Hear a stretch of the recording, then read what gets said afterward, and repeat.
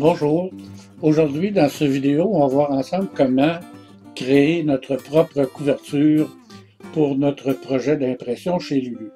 Je vous avertis en partant que cette opération, créer notre propre couverture, demande une maîtrise relativement bonne du logiciel GIMP ou encore de Photoshop de Adobe.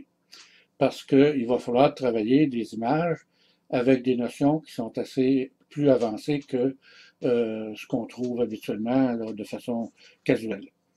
Alors allons-y. D'abord, je vous rappelle que dans le tutoriel publié chez Lulu en 2020, on a créé un volume qu'on a appelé Tous les miens et on a fait une couverture avec l'aide de Lulu. Et ce qu'on va faire aujourd'hui, c'est que on va aller revisiter ce même volume et cette fois-là, on va créer notre propre couverture nous-mêmes pour le même volume. Alors, c'est pour ça que je suis connecté présentement chez Lulu et je m'en vais à mes projets. Mais avant d'y aller, je vous fais remarquer la barre jaune ici qui vous indique la remise qui est en cours présentement. Alors ça, c'est toujours comme ça. Quand vous vous connectez à Lulu, là, la remise est ici. Alors, si vous voulez commander un volume, ben, prenez en note le code. Dans ce cas-ci, c'est Prosper 15, mais il va changer le 14 août. Alors, allons-y, cliquons sur mes projets. Et là, ben, on va choisir le projet qu'on a réalisé dans notre tutoriel, qui était celui de Tous les miens. Alors, je prends ici, je m'en vais à Tous les miens et je dis Réviser. Et dans la révision, je m'en vais à la conception ici. Vous vous souvenez que c'est là qu'on avait fabriqué notre couverture. Et là, je descends, je descends, je descends, je descends, jusqu'à ma couverture. Alors, les titres, le titre est ici. Alors, nous, on avait travaillé dans cette section-là. La section suivante, ici, dit « Télécharger une couverture ». Je ne suis pas prêt à la télécharger, donc je ne cocherai pas ici. Moi, ce que je veux faire, c'est que je veux aller chercher le gabarit de Lulu. Lulu va me donner un gabarit qui est fait en fonction, spécifiquement en fonction de mon volume. Parce que vous comprenez que l'épine, la largeur, la taille de l'épine varie selon le type de papier qu'on a choisi et le nombre de pages. Alors, si je m'en vais ici, j'ai une option « Télécharger le modèle ». Alors, je clique ici. Et là, je vais le placer, le modèle, dans mon dossier de travail qui est ici, ma couverture, très exactement. Alors, vous voyez, moi, dans mon ordi, j'ai créé un dossier publié chez Lulu 2020 et j'ai un sous-dossier qui s'appelle ma couverture et c'est un fichier PDF que je vais placer ici, tout simplement. Alors, c'est fait. Je pourrais maintenant quitter, mais je vais ouvrir tout de suite mon fichier PDF avec vous parce que je vais vous montrer de quoi ça a l'air, effectivement. Alors, vous voyez, je vais l'ajuster à la bonne taille. Le gabarit de Lulu, c'est ça. Alors, à droite, ici, j'ai ma première de couverture, la couverture du devant. Ici, j'ai l'épine. C'est ici où je pourrais écrire mon titre, le nom de l'auteur, ou enfin ce que vous voudrez. Et ici, c'est la quatrième de couverture, c'est-à-dire le dos, l'arrière de votre volume, si vous voulez. Alors, il y a plein de couleurs là-dedans. Chaque couleur a une signification bien spéciale qui est expliquée ici. Alors, commençons par l'extérieur, si vous voulez, puis allons-nous-en vers l'intérieur. Le bleu pâle, c'est ce que les autres appellent le bleed area. En français, ça s'appelle le fond perdu, c'est-à-dire le fond d'image que l'on va perdre quand on va découper le volume. En d'autres mots, là, je vais agrandir considérablement l'image pour vous montrer. Quand le volume va être fini, puis qu'il va être imprimé, Lulu, l'imprimeur, va découper à la jonction du bleu foncé et du bleu pâle ici. Va couper les pages juste ici. De sorte que ce qui va rester quand le découpage va être fait, c'est à partir de la ligne bleu foncé ici, en faisant un tour comme ça. Alors ça, cette partie-là, c'est la partie qui va mesurer, qui va être notre livre réel. La marge en bleu foncé ici, c'est ce que les autres appellent la marge de sécurité. C'est-à-dire que cette marge-là, cette partie-là de la couverture va être conservée, mais c'est pas sécuritaire d'aller écrire quelque chose d'important là. Alors, c'est du remplissage. C'est notre arrière-plan qui va se trouver là, tout simplement. Alors, ça, on travaillait sur du papier blanc. Ben, la marge bleue ici, il faudrait la laisser parfaitement blanche. Alors, tout l'espace qui est en bleu ici, y compris ici, là, en bleu foncé, devrait être blanc. Ce qui est en blanc ici, c'est la partie utilisable de notre quatrième de couverture et la partie utilisable de notre première de couverture ici. La partie qui est en jaune ici est réservée pour l'impression d'un code à barre. Si vous imprimez un livre qui n'a pas de numéro d'ISBN, ce qui va être notre cas, Lulu va imprimer ici un code barre qui correspond à son numéro de fabrication à lui. Si vous avez un ISBN, Lulu va imprimer ici le code barre qui correspond à votre ISBN. Vous prendrez un ISBN dans le cas où vous voudriez vendre votre livre par Internet, soit sur Amazon ou sur Lulu ou peu importe, dans une boutique quelconque. Et finalement, l'espace qui est en violette ici, c'est notre épine. C'est-à-dire, des fois on appelle ça la tranche, mais c'est pas exact, là. C'est le dos, le nom propre, c'est l'épine. C'est-à-dire l'espace entre les deux couvertures. Le pli se fait ici, à la jonction du violet et du bleu foncé, pour chacune des couvertures. Alors, c'est à ça que ça ressemble notre gabarit. On va tout à l'heure, un peu plus loin, reprendre ça dans le logiciel GIMP. Nous voici donc dans le logiciel GIMP. Avant d'aller plus loin, je dois vous avouer que, avant même de commencer, j'ai déjà préparé certains éléments dont on va avoir besoin pour faire notre couverture. Premièrement, je suis allé fouiller dans mes anciennes photographies et j'ai repéré une photo que je souhaite utiliser pour faire ma première de couverture et ma quatrième de couverture. Vous comprenez qu'elle n'a pas le bon rapport largeur-hauteur, etc., etc. On va s'occuper de ça tout à l'heure. La deuxième chose que j'ai préparée, c'est que j'ai préparé un document Word dans lequel j'ai mis un texte. En réalité, j'ai été trop paresseux pour en écrire un. Je suis allé faire un copier-coller d'un texte sur la presse concernant l'historien Jean-Pierre Charland. Et j'ai mis une photo ici pour sembler de mettre une face, un visage quelconque. J'ai sauvegardé en PDF ce document Word. Pourquoi? Parce que dans GIMP, je peux importer un fichier PDF qui sera converti en image dans GIMP tout simplement. Alors ça, c'est le texte que je vais vouloir afficher sur la quatrième de couverture de mon volume. Alors commençons donc par travailler cette photo-là ici, parce qu'on sait désormais qu'elle doit avoir 11 pouces et quart de haut, on l'a vu tout à l'heure, et qu'elle doit avoir 8 pouces et C8 de large, 8.625, pas C8, et 5,8 de large, 8.625. Alors, commençons par vérifier quelle dimension on a dans cette photo-là, parce que cette photo-là, elle sort directement de ma caméra en réalité. Alors, allons à l'image, ici, échelle et taille. Alors, je vais commencer par me mettre à 300 dpi parce que je vais vouloir travailler à 300 dpi.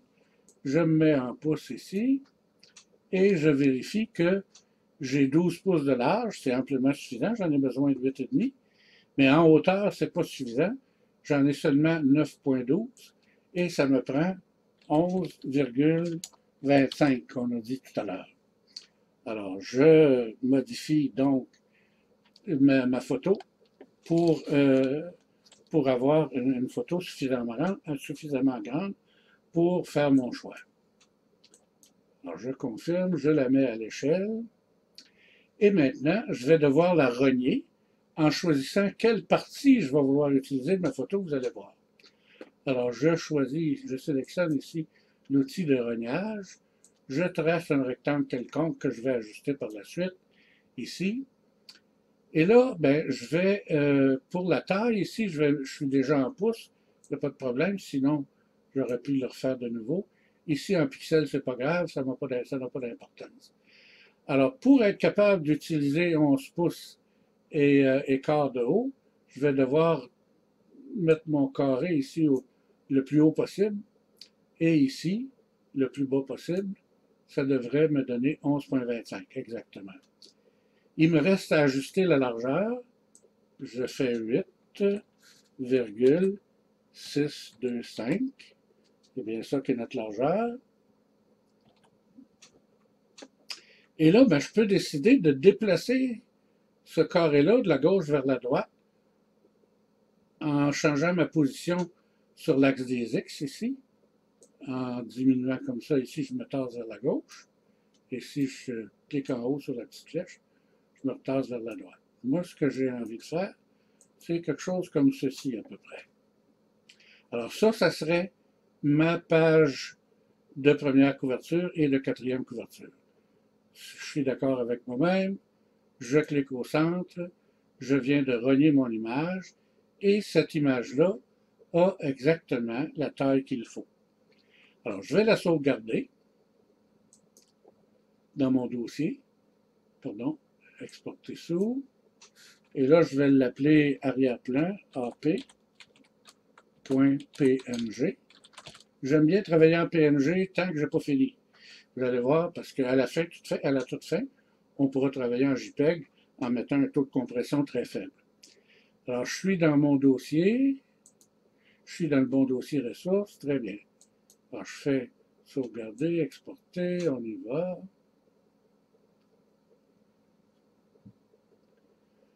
Alors, ça me donne l'arrière-plan de mes deux pages, première couverture et de quatrième couverture. Je retourne ici. Je suis prêt maintenant à charger mon gabarit en m'assurant que je suis bien à 300 dpi de résolution. C'est très important. Ça, je peux l'abaisser. Alors, c'est notre gabarit que vous connaissez déjà. Alors, ce que je ne vous ai pas mentionné quand on a parlé du gabarit précédemment, qu'on devait porter attention, le fameux bleed area, le fond perdu ou la marge de découpe, c'est bel et bien 0,125 pouces. Alors ça, c'est bien important. Donc, 1/8 de pouce en haut, 1/8 de pouce en bas et 1/8 de pouce à droite. Dans le cas de la quatrième de couverture, ben, ça sera à gauche au lieu de droite.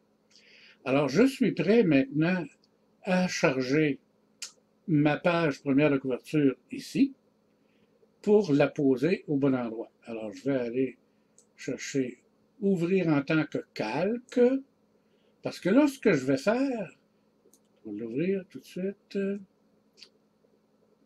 je m'en vais dans ressources, oui. Je l'ai appelé SP au lieu d'AP, en tout cas, c'est pas bien grave. J'imagine. J'imagine que c'est bien ça. Oui, c'est bien ça. Ce que je vais faire, en réalité, c'est que je vais garder mon gabarit tout le temps en arrière-plan, puis je vais pouvoir le consulter en jouant avec la transparence. Regardez, je viens de charger ma page de couverture. Si j'y donne un peu de transparence, vous voyez, je vois mon gabarit à travers. Ce qui me permet de m'assurer que tout est très bien au bon endroit. Alors là, je sélectionne le calque que je veux déplacer. Je sélectionne l'outil de déplacement de calque. Je m'assure que la coche est au bon endroit ici. Et là, je vais aller dans Affichage pour me faciliter la tâche. Je vais dire Aligner sur le bord du canevas. Alors, ça va être plus facile de placer mon calque exactement à la bonne place. Alors, voici. Alors, si vous regardez bien, si j'enlève la transparence ici, ça donne ça. Si je redonne la transparence à mon image, ça me permet de vérifier que je couvre bien la marge de découpe, la marge de sécurité et la page. Alors, mon gabarit est au bon endroit. Maintenant, je vais faire une copie de ce calque-là et je vais aller la placer, cette copie-là, sur la quatrième de couverture tout de suite. Ça sera fait pour tout à l'heure. Alors, je fais une copie. Et cette copie-là, maintenant, mon outil est bel et bien sélectionné. Je la prends et je l'amène ici, sur la quatrième de couverture, en m'assurant que je suis au bon endroit. Voilà. Je peux jouer avec la transparence ici pour m'assurer que je suis bel et bien au bon endroit. Voilà. De toute façon, cette page-là, ici, on va la pâlir beaucoup parce qu'on va écrire notre texte par-dessus. Voilà pour celle-ci. Maintenant, occupons-nous de la quatrième de couverture. Tiens, disons tout de suite, tiens. Alors, ce qu'on va faire avec la quatrième de couverture, c'est qu'on va la pâlir. Oups, pas celle-ci, c'est celle-ci. On va la pâlir, on va y donner de la transparence et on va aller installer notre texte en dessous de cette page-là. Alors, je vais aller chercher mon texte, mon fameux fichier PDF, ouvrir en tant que calque, mon texte ici. Je m'assure que je suis en 300 dpi. Et lui, ben, vous comprenez que le pauvre enfant, il n'a pas les bonnes dimensions parce qu'il a été fait sur une feuille 8,5 par 11. Moi, ça me prend légèrement plus que 8,5 par 11. Qu'à cela ne tienne. On s'assure qu'on est bien le bon calque qui est sélectionné ici. On va aller dans Calque. On va dire Échelle et taille du calque. On va désactiver le lien entre les deux dimensions. On va se mettre en pouces. On va dire en largeur, on veut 8,625 et en hauteur, on veut 11,25. Et voilà, on a exactement la bonne taille. Notre document en question, on va maintenant le prendre et on va le placer au bon endroit ici. Et voilà. Maintenant, pour avoir notre image en superposition, notre fameuse copie ici, on va monter le calque par-dessus. Vous voyez ce que ça donne? Et là, je vais pouvoir ajuster ici, comme je veux, ma transparence. Je pourrais le mettre très, très pâle. Probablement que comme ceci, ça serait pas pire.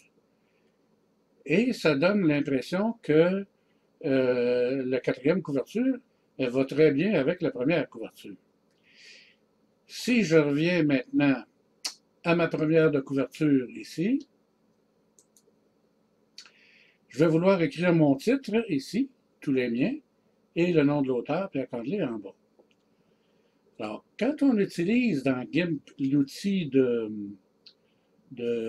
texte, en réalité, ce qu'on fait, c'est qu'on crée un nouveau calque qui a la dimension de ce qu'on veut bien lui donner. Moi, je vais utiliser une astuce ici que il faut connaître un peu le tabac là, pour savoir ça. Je vais écrire mon titre ici, à peu près. Je vais l'écrire en blanc. Et là, vous allez me dire, ça ne se lira pas ici, Pierre. C'est là que l'astuce se trouve. Alors, pour le moment, je vais l'écrire dans un calque que je vais mettre ici pour être capable de le voir sur un fond foncé. Puis quand j'aurai appliqué mon astuce que je vais vous montrer tout à l'heure, on ira le replacer au bon endroit. Alors, je prends mon outil de texte ici. Et là, moi, je veux, normalement, ici, ça serait la police 100 qui serait choisie. Parce que par défaut, GIMP est choisi la police 100. Moi, je vais avoir une police encore plus épaisse, plus grasse que 100. Alors, je prends 100 bold, et comme je vais avoir mon titre en italique, je vais prendre 100 bold italique. Actuellement, la taille de police est 142 caractères. Ça arrête l'allure, on pourra le rajouter tout à l'heure. Je vais maintenant écrire mon texte par-dessus ici. Alors, vous voyez que le calque qui est ici, là, c'est celui-ci. Alors, je clique là-dessus pour avoir mon texte juste au-dessus. Pour que le calque du texte que je vais créer se trouve juste au-dessus. Alors, je sélectionne je détermine un calque ici, je mets mon curseur à l'intérieur et j'écris tous les liens. Oh, là, j'écris en noir. C'est pas bon. Alors, je vais sélectionner le blanc ici. J'avais oublié de sélectionner le blanc. Oups, le petit tenant, il recommence. Bon, ben, c'est pas grave. Regarde là, fais ta tête, mon blanc.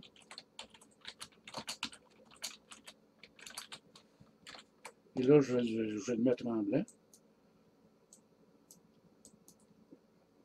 Et là, je vais grossir ma police. Et moi, je trouve que dans GIMP, le crénage est un peu serré. Le crénage, c'est l'espacement entre les caractères. On peut le varier à volonté, fait que j'en profite.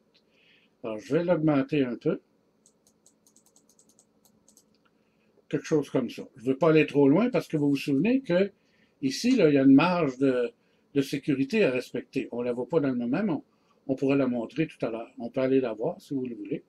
Alors, je vais tout simplement quitter ici. Et pour voir notre marge de sécurité, on va tout simplement diminuer l'opacité de ça ici. Vous voyez, ma marge de sécurité. Là. En fait, ici, là, je suis trop près, je suis dans la marge de sécurité. C'est pas grave, je vais tout simplement déplacer mon calque un tout petit peu. Comme ça, vous voyez, pour être sûr que je suis bien correct. Maintenant, si je prends ça ici, là, on va remettre notre opacité ici. C'est lui qui doit être remis opaque. Bon. Si je prends mon calque de texte ici, puis que je l'amène ici, vous allez voir, ça ne se lit pas très bien, n'est-ce pas? Pas grave, on va arranger ça tout de suite. En fait, c'est simple. C'est simple, simple, simple comme bonjour. Il s'agit de sélectionner le bon calque, le calque de texte, d'aller choisir l'outil de sélection de toute la même couleur sur un calque. Et là, je grossis un peu et je sélectionne ce qui est blanc. Tout ce qui est blanc à l'intérieur de mon calque de texte est sélectionné. Je mets la couleur noire en premier plan et je m'en vais à édition ici, tracer la sélection. En réalité, je vais ajouter un contour noir à toute ma sélection. Par défaut, GIMP y met une épaisseur de ligne de 6 pixels. Dans ce cas ici, ça devrait être bien correct. Je fais tracer et là, j'enlève ma sélection. Aucune. Et maintenant, je prends mon outil ici. Regardez bien ce qui va se passer. Regardez tout à coup comme ça se lit bien. Même sur un fond blanc, ça se lit très très bien. Alors en fait, c'est le tourage qui le rend bien lisible.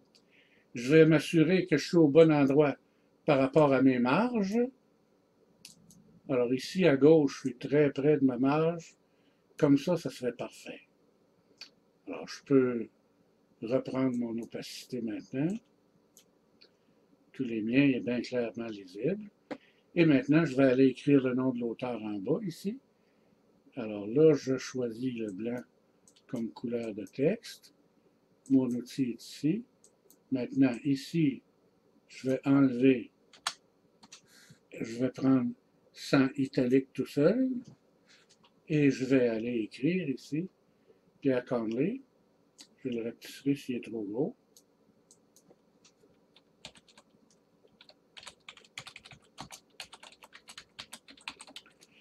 C'est un peu gros en effet. J'augmente mon crénage un peu. Je fonce les caractères un peu. Voyons ce que ça donne. Ça a plein d'allure. Alors maintenant, je peux le placer exactement où je le veux. Je le place ici. Voilà. Lui, je n'ai pas besoin de tourer parce que il est très très bien lisible comme il est là. Je pourrais le tourer si je voulais, mais ça paraîtra quasiment pas de toute façon qu'on l'a touré. Bon, il me reste à m'occuper de mon épine maintenant. Ça va bien notre affaire. Nos deux couvertures sont faites. Et il nous reste notre épine. Alors ici, en fait, le violet qu'on voit, le mauve qu'on voit, pardon, c'est notre fameux gabarit, là. Si je l'enlève, le gabarit, vous voyez, c'est transparent, ça, en bas, là, ici. Alors, je vais aller me mettre une feuille blanche en dessous, ici, pour avoir un fond d'une couleur quelconque, pour commencer. Alors, comment je fais ça? Je sélectionne le dernier calque et je dis ajouter au-dessus de ça un nouveau calque et je veux l'avoir blanc. Valider. J'ai un calque blanc. Maintenant, avant d'aller écrire là, je me pose la question, est-ce que je vais laisser l'épine blanche? Oh, ben joli. Je pourrais choisir une couleur quelconque, puis donner une couleur. Mais moi, j'ai envie de faire un peu plus spécial, un peu plus créatif que ça, si vous voulez. Je vais, là, écoutez, c'est un tour de chinois que je vais faire là. Je vais évaser l'image de ma quatrième couverture jusque ici. Je ne l'étirerai pas, parce que si je l'étire, je vais altérer les proportions de ma page. Je vais juste l'évaser. Oh, comment on fait ça? Alors là, il faut d'abord que, parce qu'ici, il faut que je fusionne les deux images ensemble, les deux images que j'ai ici. Ici, hein, j'ai deux images.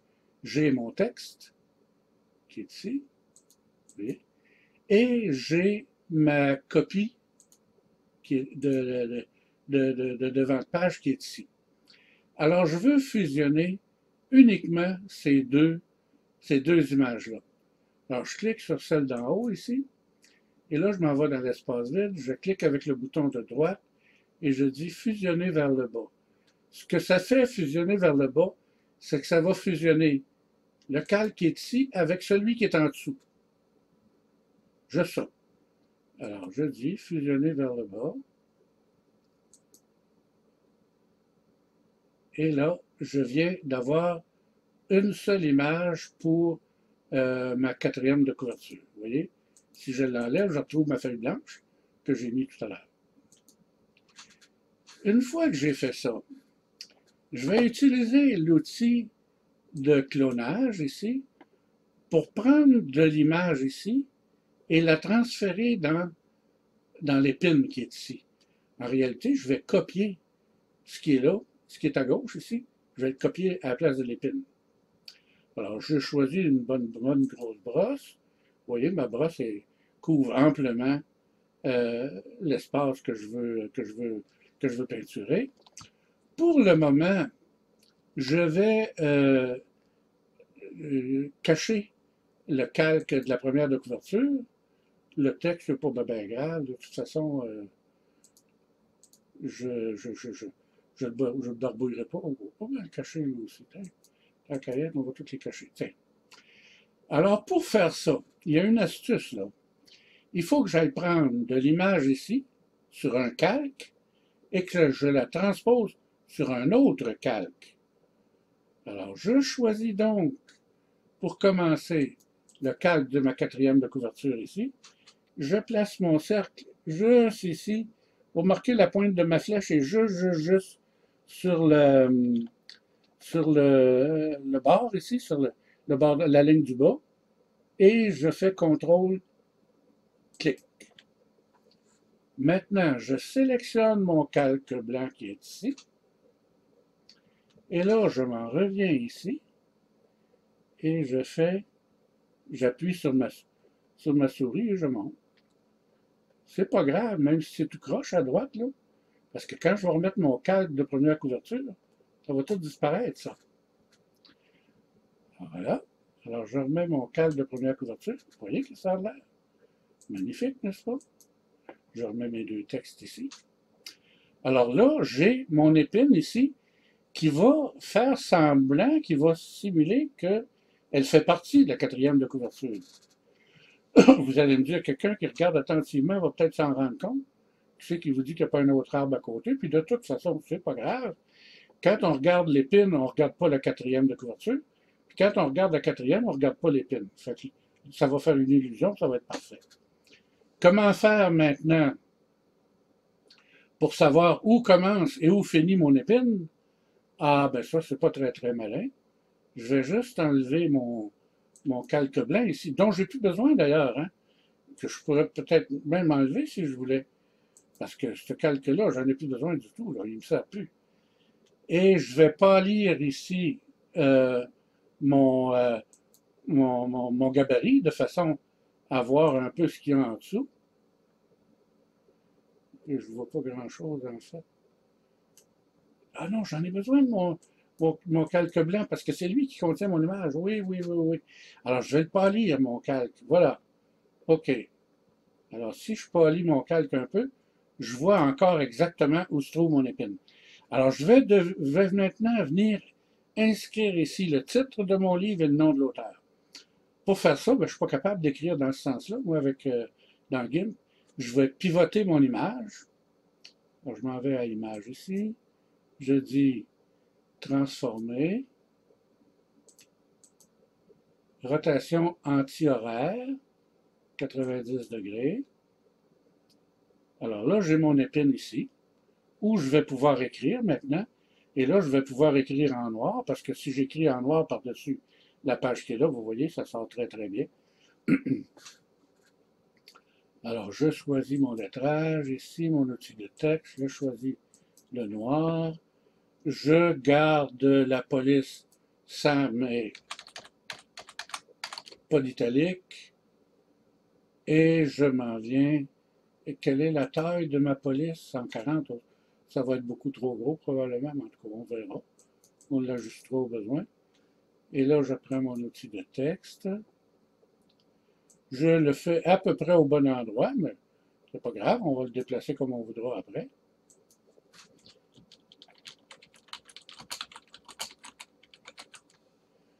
Tous les miens. On ne peut pas l'écrire beaucoup plus gros que ça, n'est-ce pas? Parce que il n'y a pas beaucoup de place dans l'épine. Je vais augmenter mon crénage un peu, oui. Et là, c'est bien sûr que je vais le déplacer vers la droite. Lui, là, il est beaucoup trop haut sur l'épine. Alors, je prends mon outil de déplacement et je le mets à peu près comme je veux, ici, disons. Et là, je pourrais réduire mon calque considérablement, par exemple, parce que mon calque est beaucoup trop grand pour lui. Voilà. On va le laisser là pour tout de suite, puis on l'ajustera quand on aura écrit le nom de l'auteur ici.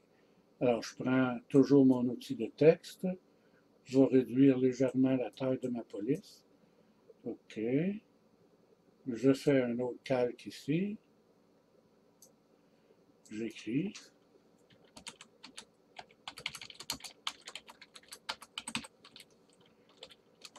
Je vais le grossir un petit peu. Je vais le foncer. Et cette fois-là, je vais le mettre en italique. Pardon. C'est ici l'italique? Oui. Pourquoi ça se fait pas? Bon, voilà. Ça, je peux rapetisser ça beaucoup. Hop là. Là, je vais reculer en arrière. J'ai mal pris la poignée ici. Qu'est-ce qui se passe? Il n'y a pas besoin de ça. Hey, hey, hey! Je suis en train de tout perdre. C'est parce que mon calque est trop grand. Pas grave. Regardez bien ce qu'on va faire. On va s'en venir ici. On va le ramener au bercail. On va le resélectionner pour le modifier. Et là, on va l'amener comme ça. Bon. Ça a plus d'allure. Je peux le réduire un petit peu comme ça. Pas trop. Là, je prends mon outil de déplacement et je le mets à peu près ici. Vous voyez, j'ai ma marge de coupe ici. Je me garde un peu de sécurité là aussi. C'est pas mal au centre. Lui, ici, est peut-être un peu trop haut. Je ne sais pas lequel c'est, ça, c'est celui-ci. Je le sélectionne. Et là, je peux le descendre avec les flèches de mon clavier pour l'avoir plus exactement au centre. Voilà. Je suis pas mal au centre. Je peux transformer mon image pour la ramener à sa position normale, en 90 degrés en sens horaire. Et voilà, ce que ça donnerait, maintenant je vais enlever mon gabarit, pardon, je cherche mes mots, et voici ce que ça donne, ce qui a plein d'allure, n'est-ce pas? Alors, vous avez vos pages couverture et l'épine, tout est bien en ordre.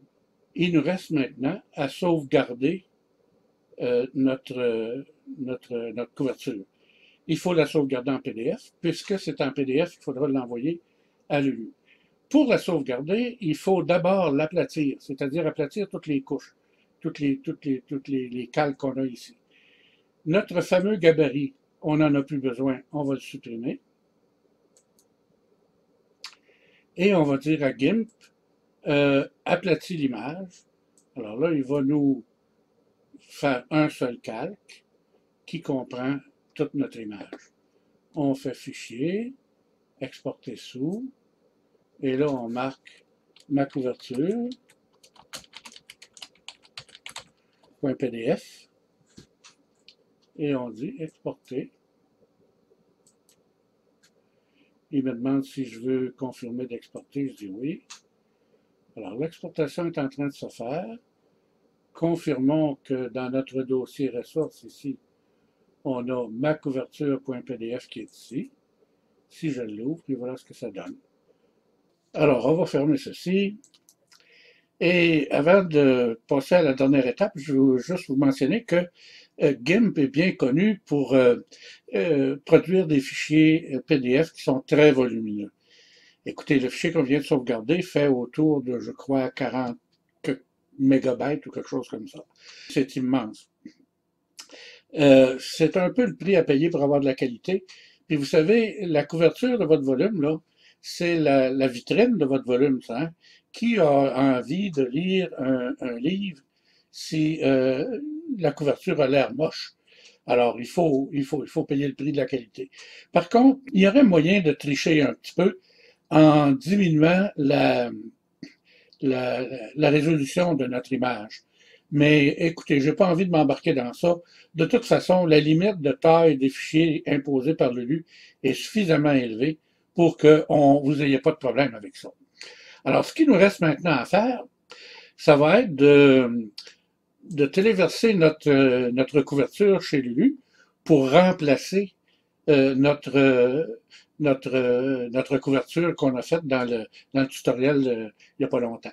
Alors, je clique sur mes projets, sur Lulu, et là, je vais aller sélectionner le livre qu'on a fait ensemble dans le tutoriel, et je vais faire une revision, et je vais changer la page couverture, vous allez voir, c'est une affaire de rien.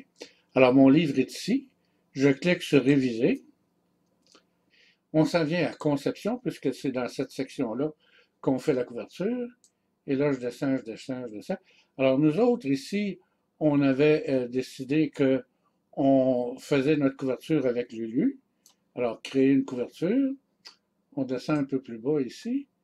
Et là, on a le choix de télécharger, pardon, un peu plus bas encore, après ça. Bon, ici, on avait l'autre possibilité, c'était télécharger une couverture.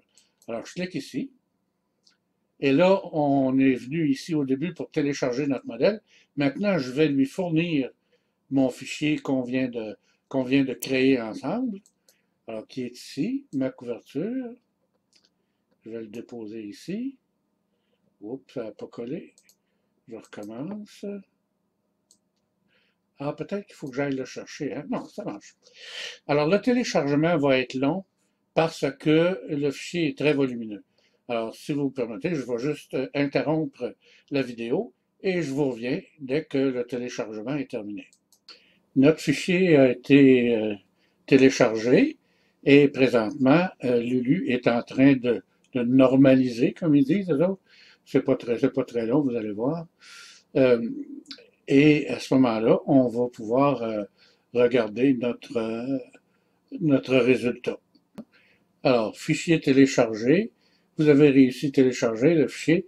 Donc, ça veut dire que notre couverture était de toutes les bonnes dimensions, tous les critères avaient été respectés.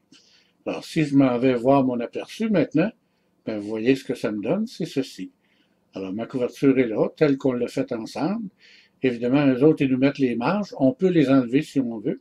En enlevant ça ici, je vais enlever la marge des bords. Je vais enlever les lignes de pliage. Vous voyez la petite ligne noire fine qui est ici, là où ça va être plié. Je vais l'enlever. Je vais enlever les lignes de découpe tout le tour ici. Et voilà, c'est ce dont mon livre va avoir l'air. Alors, ça termine ce tutoriel. Je vous souhaite bonne chance.